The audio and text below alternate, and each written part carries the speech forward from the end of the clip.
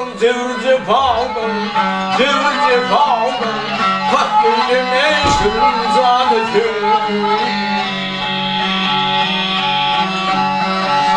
Ötürlerip sır atma, hepimi faldım, gelmimi faldım, duydurdum köyünün kendisini.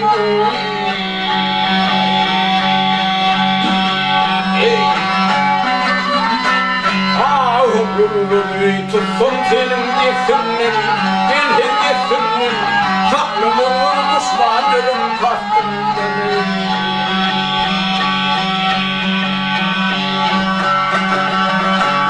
Aşın yeteğinde yürüm üstünler, gelin üstünler, öpüldüm iyiden üstünler.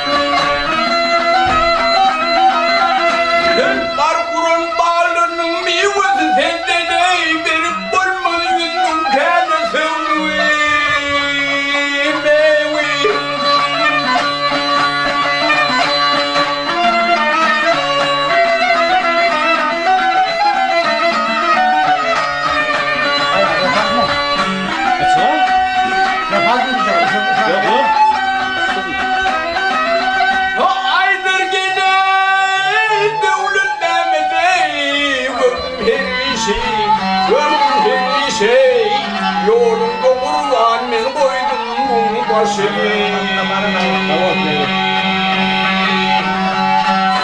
Yad inat içinde gönlümün hoşu, gönlümün hoşu.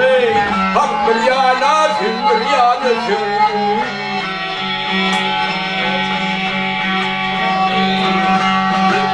Ah ay gele yavrum, edemin yavrum.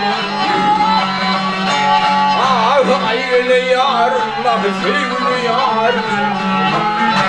Ömrümün kuyunun kendisinin yeron, gerisi onun.